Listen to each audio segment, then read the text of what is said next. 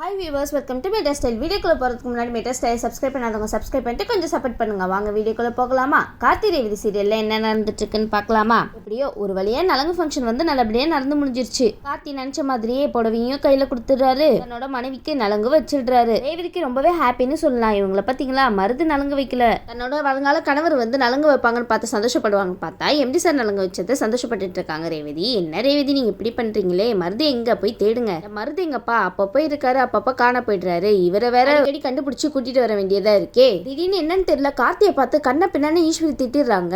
ஏன் ஈஸ்வரி என்ன நடந்துச்சு, ஏன் இப்ப அவரை போய் திட்டிட்டு இருக்கீங்க? அப்படி என்ன பெரிய தப்பு பண்ணிட்டாரு கார்த்தி? ஒரு வேலை நலங்கு வச்சதுக்காக திட்டுறீங்களா என்ன? ஆனா இந்த ஈஸ்வரி கார்த்தியை திட்டினதுக்கு காரணமே வேற. என்ன காரணம்னு இந்த வீடியோவை ஃபுல்லா ஸ்கிப் பண்ணாம வெயிட் பண்ணி பாருங்க. ஈஸ்வரி வந்து கடுமையான வார்த்தையில கண்ண பின்னான்னு திட்டிடுறாங்க நம்ம கார்த்தி எல்லாரும் முன்னாடியும். என்ன ஈஸ்வரி இப்படி திட்டுறீங்க கார்த்தி? அப்படி என்ன பண்ணிட்டாரு அவரு? என்ன கார்த்தி நீங்களும் கேட்டுட்டு சும்மா இருக்கீங்க? கார்த்தி அப்படி என்ன கார்த்தி பண்ணீங்க? ஈஸ்வரியத்தை இவ்வளவு கோபமா உங்ககிட்ட பேசுறத பார்த்தா நீங்க ஏதோ பண்ணிட்டீங்க போலயே. ரேவதி உடனே கேக்குறாங்க, அம்மா என்னாச்சுமா, ஏமா என்னோட எம்டி சார் இப்படி போய் திட்டிட்டு இருக்கீங்க? அவர் என்ன பண்ணாரு அப்படின்னு சொல்லி கேட்க ஈஸ்வரி சொல்றாங்க, பாரு ரேவதி, இது வரைக்கும் நடந்ததெல்லாம் போதும், நீ அமைதியா இரு சரியா? நான் வந்து என்ன பண்றேன் ஏது பண்றேன்னு எனக்கு நல்லாவே தெரியும், நீங்களா அமைதியா இருங்க அப்படின்னு சொல்லிட்டு கார்த்தியை கண்ண பின்னான்னு திட்டிட்டு வெளியே அனுப்பிடுறாங்க. கார்த்தியும் கோவப்பட்டு வெளியே வந்துடுறாங்க. அந்த இடத்துல எல்லாருமே ஒரு குழப்பத்துல இருக்காங்க. ராஜராஜன் கேக்குறாங்க, ஈஸ்வரி ஏன் இப்படி பண்ணிட்டு இருக்க? வீட்டுக்கு வந்த சொந்தக்காரங்களை இப்படிதான் அசிங்கப்படுத்தி அனுப்புவியா அப்படின்னு சொல்லி கேட்டுட்டு இருக்க. ஈஸ்வரி கேக்குறாங்க, யாருக்கு யார் சொந்தம்? அவரு நம்மளுக்கு சொந்தமா? அவர் ரேவதியோட பாஸ், அவ்வளவுதான். நீங்க தேவையில்லாம இதுல மூக்க நுழைக்காதீங்க அப்படின்னு சொல்லிட்டு ஈஸ்வரி ஒரு பக்கம் ராஜராஜனை போட்டு திட்டிட்டு இருக்காங்க. என்ன ஈஸ்வரி எல்லாரையுமே திட்டிட்டு இருக்கீங்க, என்ன காரணம்னு சொன்னாதானே? ரேவதிக்கு என்ன நடக்குதுன்னே அங்க புரியல. அம்மா வந்து ஏன் இப்படி எல்லாம் பண்ணிட்டு இருக்காங்க, என்னச்சு அவங்களுக்கு அப்படின்னு சொல்லிட்டு கார்த்தி பின்னாடியே வேக வேகமா ஓடுறாங்க. சார் சார் நில்லுங்க சார், ப்ளீஸ் நில்லுங்க அப்படின்னு சொல்லிட்டு. என்ன ரேவதி உங்க அம்மா இவ்வளவு அசிங்கப்படுத்திட்டாங்க, அப்ப எப்படி அந்த இடத்துல நாங்க இருக்கிறது? ரேவதி உடனே கார்த்தி பின்னாடி ஓடுறத பத்தி ஈஸ்வரி கேக்குறாங்க, ரேவதி நீ எங்க போற, நில்லுமா, போக்கூடாதுமா வெளியில அப்படின்னு சொல்லிட்டு அவங்க ஒரு பக்கம் கத்திட்டு இருக்காங்க. ஆனா நம்ம ரேவதி அவங்க அம்மா சொல்றத காதுல கூட வாங்கிக்காம கார்த்தி பின்னாடியே ஓடிட்டு இருக்காங்க. சரி பாத்தீங்களா யாருக்கு மரியாதை ஜாஸ்தியா இருக்குன்னு அந்த இடத்துல. இதுல இருந்து தெரிய வேணாம் அவங்க வந்து கார்த்தியை விரும்புறாங்கன்னு. ஆனா எல்லாருக்குமே ரேவதி வந்து கார்த்தியை தான் விரும்புறாங்கன்னு தெரியும். ஆனா இந்த ஈஸ்வரிக்கு இன்னும் இந்த விஷயம் தெரியலையே. பாத்தீங்களா, உங்களுக்கு தெரியலையா இல்ல தெரியாத மாதிரி வெளியே நடிச்சிட்டு இருக்காங்களா? ரேவதி வந்து கார்த்தி கிட்ட போயிட்டு, சார் நில்லுங்க சார், நான் கூப்பிட்டுட்டே இருக்கேன், நீங்க பாட்டு போயிட்டு இருக்கீங்க சார், நில்லுங்க சார் அப்படின்னு சொல்லிட்டு ஒரு வழியா கார்த்தியும் ஸ்டாப் பண்ணிடுறாங்க. சொல்லுங்க ரேவதி என்ன விஷயம் அப்படின்னு சொல்லி கேட்டு இருக்கும்போது, சார் ஏன் சார் எங்க சார் போறீங்க நீங்க அப்படின்னு சொல்லி ரேவதி கேட்டுட்டு இருக்காங்க ஒரு பக்கம். இல்ல ரேவதி இதுக்கு மேல நான் இங்க இருந்த மரியாதை இருக்காது அப்படின்னு சொல்லிட்டு கார்த்தி வந்து கிளம்புறாரு. அதுக்கு ரேவதி சொல்றாங்க, சார் அம்மாக்காக நான் மன்னிப்பு கேட்கிறேன் சார், என்ன மன்னிச்சிடுங்க சார் அப்படின்னு சொல்லிட்டு இருக்காங்க. ரேவதி நீங்க எதுக்கு மன்னிப்பு கேட்கறீங்க? கேட்க வேண்டியவங்க உள்ள அமைதியா தானே இருக்காங்க, அவங்கள வந்து மன்னிப்பு கேட்க சொல்லுங்க, அப்பதான் உள்ள வருவோம். அம்மா ஏன் இப்படி எல்லாம் கோவப்பட்டு பேசினாங்கன்னு எனக்கு கொஞ்சம் கூட புரியவே இல்லை சார், தயவு செய்து நீங்க போகாதீங்க சார், நீங்க என்னோட நலங்கு ஃபங்க்ஷனுக்கு வந்தனால நான் அவ்வளவு சந்தோஷமா இருக்கேன் சார், தயவு செய்து போகாதீங்க, உள்ள வாங்க சார் அப்படின்னு சொல்லிட்டு ரொம்பவே கெஞ்சிட்டு இருக்காங்க ரேவதி. கார்த்தி போங்கல, ரொம்ப கெஞ்சுறாங்க பாவம் அவங்க. ஓகேன்னு சொல்லிட்டு கார்த்தியை நான் வரேன், நீங்க உள்ள போங்க ரேவதி அப்படின்னு சொல்லிடுறாங்க. என்ன ரேவதி இப்ப சந்தோஷமா? மறுபடியும் நம்ம ரேவதியோட முகம் மலர்ந்துருச்சுன்னே சொல்லலாம். ஆனா இந்த இடத்துல ரேவதி குழப்பத்தோட போயிட்டே இருக்காங்க. ஏன்னா அவங்க அம்மா இன்னும் ஏன் கார்த்தி சார் இப்பெல்லாம் பேசினாங்கன்னு தெரியல, அதனாலதான் அது தெரியற வரைக்கும் ஒரே மண்டியை போட்டு குழப்பிட்டே இருப்பாங்க நம்ம ரேவதி. ஒரு பக்கம் ரேவதி வந்து சரிமா நான் போய் ட்ரெஸ் மாத்திட்டு வரேன் அப்படின்னு சொல்லிட்டு ட்ரெஸ் மாத்துறதுக்காக போயிட்டு இருக்காங்க. இதை பார்த்துட்டு நம்ம ரோகிணியும் வேக வேகமா ரேவதி பின்னாடியே போறாங்க. ரேவதி வந்து ரோகிணி வரதை பார்த்துட்டு கேட்டுட்டு இருக்காங்க, என்னச்சுக்கா நீ ஏன் இவ்வளவு சோகமா இருக்க, என்னாச்சு சொல்லு என்கிட்ட அப்படின்னு சொல்லி கேட்டுட்டு இருக்காங்க. ரோகிணி சொல்றாங்க, ரேவதி அம்மா எதுக்காக இவ்வளவு கடுமையா கார்த்தி சார் கிட்ட நடந்துக்கிட்டாங்கன்னு உனக்கு தெரியுமா? அம்மா இவ்வளவு கோவப்பட்டதுக்கு அப்புறமும் கார்த்தி சார் எதுவுமே பேசாம அமைதியா இருந்தாருன்னு ஏன் தெரியுமா அப்படின்னு சொல்லி கேட்க, அதுக்கு ரேவதி கேட்கறாங்க, எனக்கு எப்படிக்கா தெரியும் அப்படின்னு சொல்லி கேட்டிருக்காங்க. என்ன ரேவதி உங்களுக்கு ஒண்ணுமே தெரியாதா என்ன? ரேவதி சொல்றாங்க, அதுதான் நான் அவர்கிட்ட கேட்டேன், ஆனா சொல்ல முடியாதுன்னு சொல்லிட்டாரு. ரோகிணி சொல்றாங்க, என்ன நடந்துச்சுன்னு எனக்கு தெரியும், நான் சொல்றேன் அப்படின்னு சொல்லிட்டு ஒரு பிளாஷ்பேக்க சொல்றாங்க நம்ம ரேவதி கிட்ட. ரோகிணி சொல்லுங்க ரோகிணி, அப்படி என்ன நடந்துச்சு, நாங்களும் ஆர்வமா இருக்கும் என்ன நடந்துச்சுன்னு கேட்கறதுக்காக. ரோகிணி சொல்றாங்க, ஏன்னா அங்க என்ன நடந்துச்சுன்னு நான் என் கண்ணால பார்த்தேன் அப்படின்னு சொல்ல ரேவதி கேக்குறாங்க, என்னக்கா நீ பாத்தியா? ரோகிணி சொல்லிட்டு இருக்காங்க, நீ ட்ரெஸ் மாத்த போனியா அப்போன்னு பார்த்து அந்த நேரம் பார்த்து உன்னோட ரூம் வழியா நான் போயிட்டு இருந்தேன். அப்போ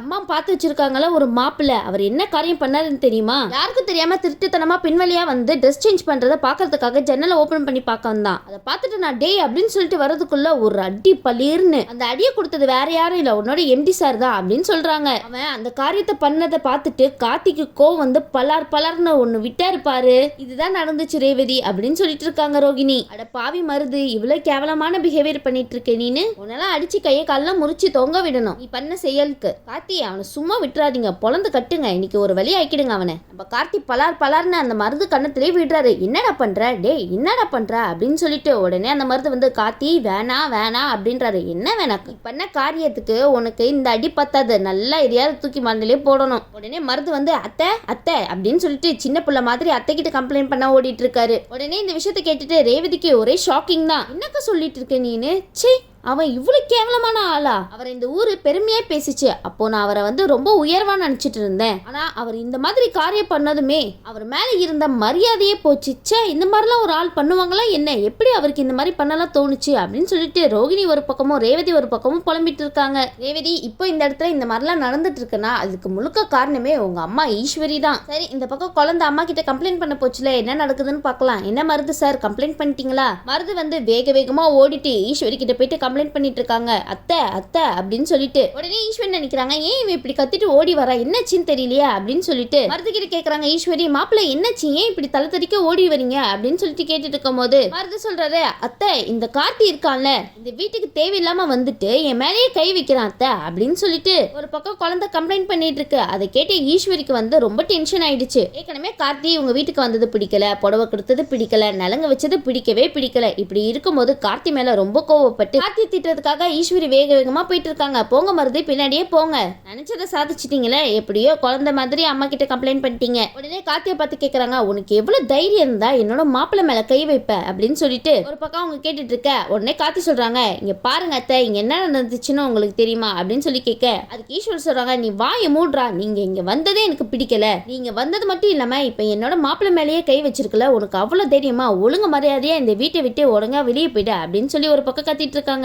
ஈஸ்வரி, என்ன நடந்துச்சுன்னு முதல்ல கேளுங்களேன், அதுக்கப்புறம் உங்களுக்கே தெரியும். ஆனா இவங்க காய்ச்சி பூச்சில கத்திட்டு இருக்காங்க. இந்த டைம்ல நம்ம என்ன சொன்னாலும் அவங்க மண்டில கூட ஏறாது. உடனே மருது பின்னாடி நின்று சிரிச்சிட்டு இருக்காப்ல, என்ன கார்த்தி இது போதுமா, போ போ வெளியே போ அப்படின்னு சொல்லிட்டு ஒரு பக்கம் நினைச்சிட்டு இருக்காரு. கார்த்தி வந்து முறைச்சிக்கிட்டே அந்த இடத்த விட்டு கிளம்பி போயிடுறாரு. ஈஸ்வரி அந்த இடத்துல சொல்றாங்க, அவனுக்கு எவ்வளவு தைரியம் இருந்தா என்னோட மாப்பிள்ளை மேல கைய வைப்பான், எப்ப பாரு ஏதாவது தொந்தரவு கொடுத்துட்டே இருக்கான், கொஞ்சம் கூட என்னால நிம்மதியாவே இருக்க முடியல அப்படின்னு சொல்லிட்டு ஒரு பக்கம் ஈஸ்வரி யோசிச்சுட்டு இருக்காங்க. எப்படியோ மருது நினைச்சதை நடத்திட்டீங்கல்ல, எப்படியோ கார்த்தியை வீட்டை விட்டு வெளியே துரத்திட்டீங்க, இப்ப சந்தோஷம் தானே?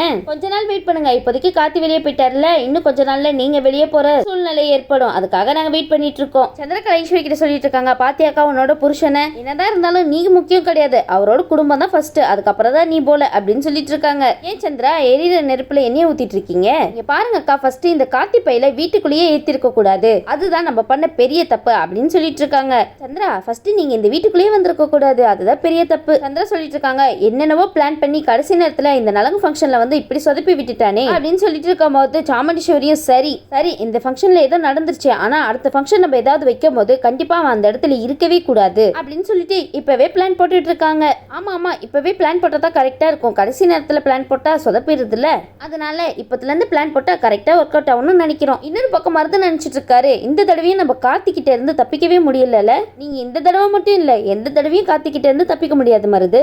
மருது சொல்றாரு, ஒரு வாட்டி இல்ல 2 தடவை என் மேல கைய வச்சுட்டான், என்னை பத்தி இந்த கார்த்திக்கு சரியா தெரியல, என்னோட சுயரூபம் மட்டும் அவனுக்கு தெரிய வந்துச்சு, அதுக்கப்புறம் இங்க நடக்கிற காரியமே வேற மாதிரி இருக்கும் அப்படின்னு சொல்லிட்டு இருக்கும் போது நானும் இந்த கல்யாணம் நல்லபடியா முடியணும், அதுக்காக தான் இவ்வளவு பொறுமையா இருக்கேன், நானும் எவ்வளவு நாள் தான் நல்லவ மாதிரி நடிச்சிட்டு இருக்குது, என்னோட சுயரூபத்தை வெளியே கொண்டு வந்துருவாங்க போலியே அப்படின்னு சொல்லிட்டு ஒரு பக்கம் நம்ம மருது டென்ஷன் ஆயிட்டு இருக்காரு. மருது, கொஞ்ச நாளைக்கு வெளியே போயிடாதீங்க, கார்த்தி பொழந்துற போறாரு, அவரு உங்க மேல இதை விட பயங்கர டென்ஷன்ல இருக்காரு, கார்த்தியை மட்டும் நம்ம சும்மாவே விடக்கூடாது அப்படின்னு சொல்லிட்டு மருது ஒரு பக்கம் இருக்க. ஈஸ்வரி வந்து கேட்டுட்டு இருக்காங்க மருது கிட்ட, என்ன மாப்பிள்ள நான் சொல்றதெல்லாம் மீறி இவ்வளவு நேரம் எங்க போயிருந்தீங்க அப்படின்னு சொல்லி கேட்டுட்டு இருக்காங்க. அவரா ரொம்ப நல்ல காரியம் பண்ண போயிட்டு இருந்தாரு, அதனாலதான் வரதுக்கு கொஞ்சம் தாமதம் ஆயிடுச்சு, ஆனா உங்க உண்மையான மாப்பிள்ள கார்த்தி தான் தடுத்தாரு, அது தெரியுமா உங்களுக்கு? ஈஸ்வரி கேக்குறாங்க, சொல்லுங்க மாப்பிள்ள, கரெக்டா நலங்கு வைக்கிற ஃபங்க்ஷன் அப்போ எங்க போயிருந்தீங்க? எப்பவுமே நீங்க இப்படிதான் பண்றீங்க, உங்களால எல்லாமே சொதப்பல் ஆயிட்டே இருக்கு, நான் சொல்றத கொஞ்சமாவது காது கொடுத்து கேளுங்க, இதுக்கப்புறமாவது இந்த விஷயத்துல ரொம்ப கவனமா இருங்க, இந்த கல்யாணம் நடக்கிறதுக்காக நான் ரொம்ப போராடுறேன், ஆனா உங்க மூலியமாவே ஏதாவது தப்பு நடந்துச்சுன்னு வச்சுக்கோங்க, நான் சும்மா இருக்க மாட்டேன் அப்படின்னு சொல்லிட்டு கண்ணா பின்ன திட்டிட்டு இருக்காங்க. ஈஸ்வரி, உங்க மருது ரொம்ப பெரிய வேலை பார்த்து வச்சிருக்காரு, அதெல்லாம் உங்களுக்கு தெரிய வந்துச்சுன்னா நீங்க அவர் என்ன பண்ண போறீங்கன்னு தான் தெரியல. மருது நினைக்கிறாரு, இந்த தடவை கார்த்தினால தான் பிரச்சனையாச்சு, இதை எப்படியாவது நம்ம சரி செய்யணும் அப்படின்னு சொல்லிட்டு கார்த்தியை பழி வாங்குறதுக்காக ஒரு திட்டம் போட்டுட்டு இருக்காங்க. அவருக்கு இன்னும் எத்தனை பேர் தான் திட்டம் போடுவீங்க? சரி, ஈஸ்வரி, மருது, சந்திரகலா, சூரியகலா எவ்வளவு வேணாலும் திட்டம் போட்டுக்கோங்க, கார்த்தி உங்களோட திட்டத்தெல்லாம் தூள் தூளா ஆக்கிடுவாரு. சரி, நம்ம வெயிட் பண்ணி பார்க்கலாம் இதுக்கப்புறம் என்ன நடக்குதுன்னு. இந்த வீடியோ உங்களுக்கு பிடிச்சிருந்துச்சுன்னா மறக்காம இன்ட்ரெஸ்ட் லைக் பண்ணுங்க, ஷேர் பண்ணுங்க, சப்ஸ்கிரைப் பண்ணிடுங்க. தேங்க்யூ.